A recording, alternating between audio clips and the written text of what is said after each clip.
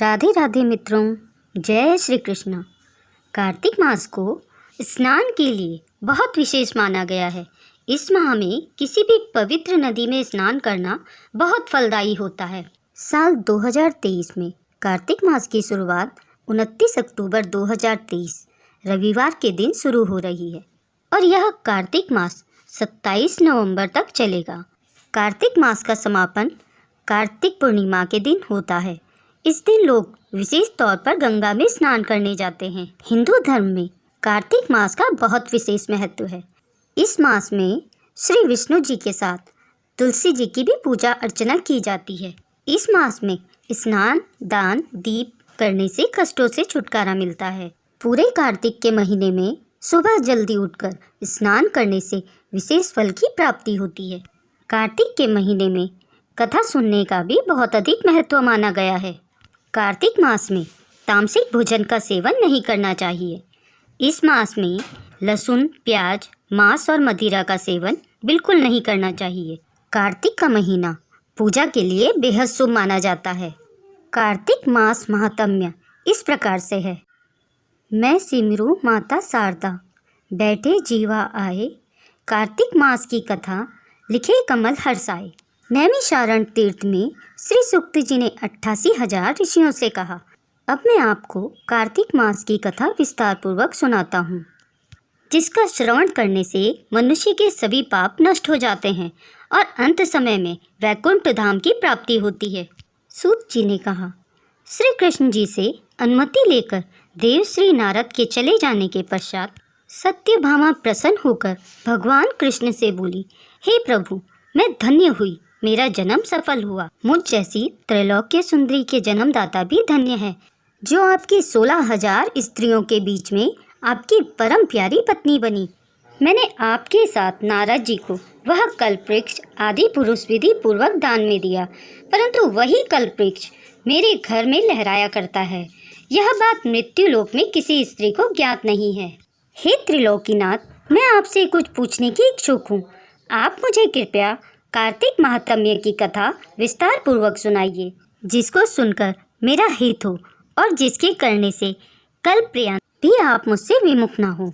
सूत जी आगे बोले, सत्यभामा। ऐसे वचन सुनकर श्री कृष्ण ने हंसते हुए सत्यभामा का हाथ पकड़ा और अपने सेवकों को वहीं रुकने के लिए कहकर अपनी पत्नी को कल्प वृक्ष के नीचे ले गए।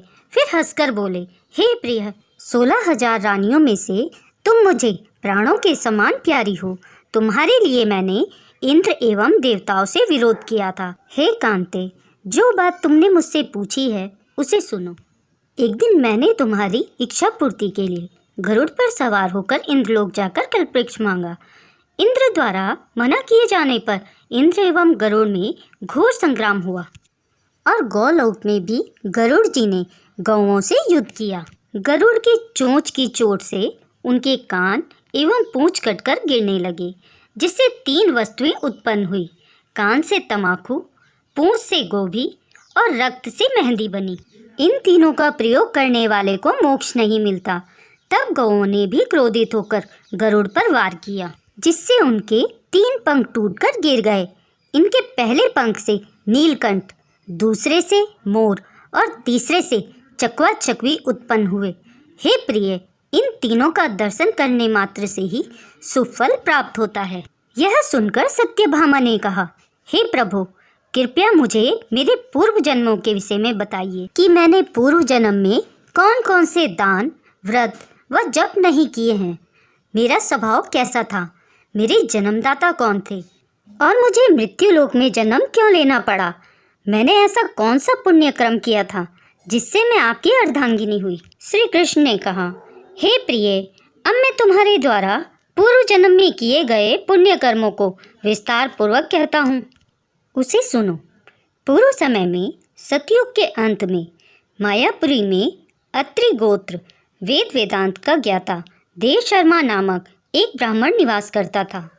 वह प्रतिदिन अतिथियों की सेवा, हवन और सूर्य भगवान का पूजन किया करता था। वह सूर्य के समान तेजस्वी था। वृद्ध अवस्था में उसे गुणवती नामक कन्या की प्राप्ति हुई। उस पुत्रहीन ब्राह्मण ने अपनी कन्या का विवाह अपने ही चंद्र नामक शिष्य के साथ कर दिया। वह चंद्र को अपने पुत्र के समान मानता था और चंद्र भी उसे अपने पिता की भांति सम्मान देता था। एक दिन वह दोनों कुश और समिधा लेने के लिए जंगल में गए। जब वे हिमालय की तलहटी में भ्रमण कर रहे थे, तब उन्हें एक राक्षस आता हुआ दिखाई दिया। उस राक्षस को देखकर भय के कारण उनके अंग स्थिर हो गए। वे वहां से भागने में असमर्थ हो गए।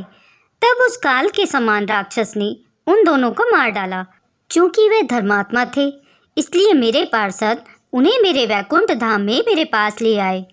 उन दोनों द्वारा आजीवन सूर्य भगवान की पूजा किए जाने के कारण मैं दोनों पर अति प्रसन्न हुआ। गणेश जी, शिव जी, सूर्य व देवी, इन सब की पूजा करने वाले मनुष्य को स्वर्ग की प्राप्ति होती है। जब वह दोनों विमान पर आरूढ़ होकर सूर्य के समान तेजस्वी, रूपवान, चंदन की माला धारण किए हुए मेरे भवन में आए, तो वह दिव्य भोगों को भोगने लगे।